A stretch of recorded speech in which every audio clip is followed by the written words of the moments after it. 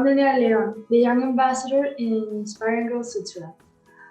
We are continuing with our series, Inspiring Interviews, where I interview role models in various fields to showcase as many career options as possible to us young girls. Today I'm interviewing Susanne Suter.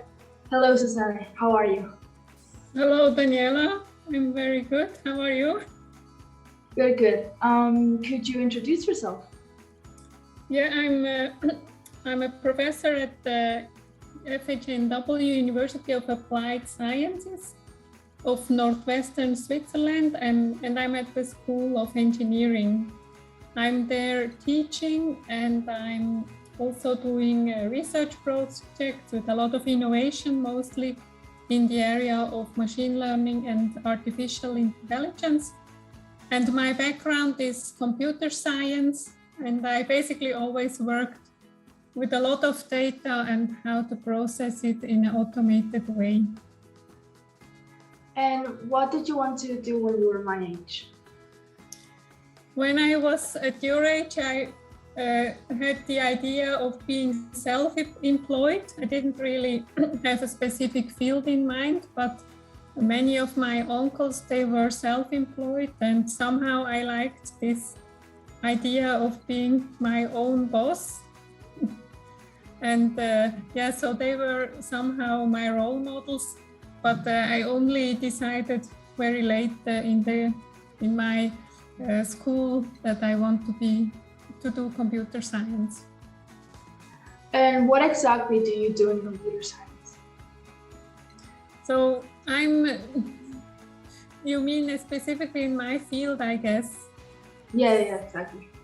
So on the one hand, I'm doing projects in computer science. So this means I'm developing applications. It could be, for example, an app as you know it from your smartphones, or it could be a website, but mostly I was working with visual data, so with images and also 2D and 3D images. But then sometimes I'm also working with sensor data. As you could know from smartwatches, nowadays they track a lot of parameters. I still have an old watch, but I still analyze a lot of this data. And what we are doing is we try to find certain patterns or certain systematics, or we want to predict things for the future. For example, in medical applications, I work a lot in medical applications. There we work with images that were taken for medical purposes, and we are trying to classify in an automated way, for example, where there could be a disease or if a patient is healthy or not. But then I also do, on the other side, next to my projects, I also do teaching. So I teach young students how to be a data scientist or computer scientist. And how did you know you wanted to work in computer science? I didn't know for a long time, but I got inspired by my father. My father, he had a computer very early on because the company he was working for, they promoted to have computers. So he was very interested and he learned to do programming kind of next to his normal job. And then on the weekends, he always told me many things or taught me many things on the computer. First, it started with some simple games, but later, he also showed me how to do calculations or how to write things. And so I was always interested, and I remember he always wanted to show me so many things that after I was always so eager to try it myself, but he said, "Oh, I just want to show you one more thing." And then I was very eager to try it myself. And I was at school always one of the first ones who knew about computers. And so it was something that was in my, that were some of my skills, but I didn't really consider to study computer science for a long time.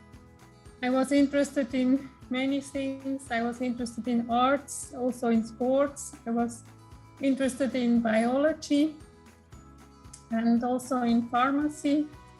And then first I was going for something with visualization or graphics. And at one point, exactly, but I always didn't pass. I was applying for some schools, but for arts, but I didn't pass the arts exam. And then someone told me at one point, why don't you do computer science? Because you're already good at it. And also in the future, all these visualizations will be on the computer. And then I thought, oh yeah, this is a good idea. And that's when I decided to do computer science. And what I like about it also is that I can apply it to many fields. It's not just limited to computer science. If I'm a computer scientist, I learn also about biology. If I work do a program for biologists, or if I work with a bank, I learn something about banking. So it's very diverse. That's what I like. And what do you enjoy more, teaching or working on your projects? I think what is very important for me is to have a very diverse daily life. So if I would only do teaching, I think I would get bored. But also if I only do one project, I would also get bored. And in my position now, it's nice that I can integrate the experience that I have from projects into the teaching. So I think it's a really nice combination, and I wouldn't want to do just one of them. Well, focusing on the teaching, what is something that you like or dislike about that? I really like to work with young people, and I like to see how they progress. And what I also like is to somehow mentor them, or to guide people on their path, what they want to do in their professional life. And so for me, it's I like the students most who are self-driven, who are motivated. And if I have to say what I don't like about it is if some of the students, they are not really interested in the topic or in studying or to learn something, but if they just come and they do it a little bit for their curriculum, but not because they are interested. And is it like a computer science? Is it like a male-dominated field, or are there a lot of women? Until now, it's still quite male-dominated. There are certain fields who start to be taken also by more women. For example, we have a partner institute here that is doing human-computer interaction. So it makes sure that the way the app looks or a website look is intuitive, and we can easily find the buttons that we need, or other type of interactions. And this is more, so it seems that women take this field more, and we also see in our study programs that this type of computer science programs who include the human-computer interaction are more taken by females. So I don't remember the exact numbers, but I think it's for sure it's much higher than just plain computer science. But in general, it's very typical to have one woman out of 10 in this field, of 10 people. And Why do you think that few girls select to study plain computer science? I think it has a lot to do with our social bias and how we learn, how we grow up, and we see role models. So probably in our environment, we don't see so many females who do computer science, but there is more men who do this kind of work, or maybe also in TV or in social media.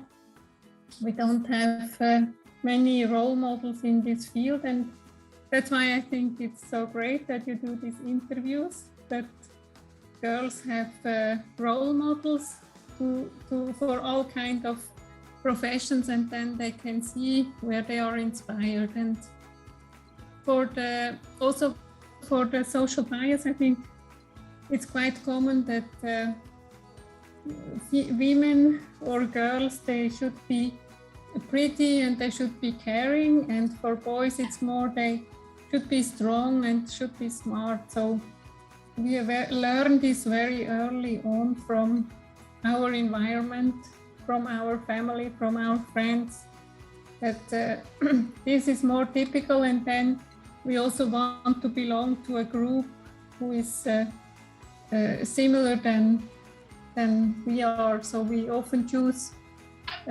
professions that are popular, for example, also for our gender. And how do you think we could break this bias? I think one important thing that we just talked about is to show role models, also to be present, and and then I think it's also good that girls or boys also, they actually go and see what do these people who are computer scientists or data scientists, what do they do and what is possible to do. So I think it's very important that in early age we inspire the young people with our profession. So they need to have certain possibilities to join workshops or to watch something on YouTube or wherever, where they can get inspired for this field. And talking about inspiring girls, what advice would you give girls that want to follow your path?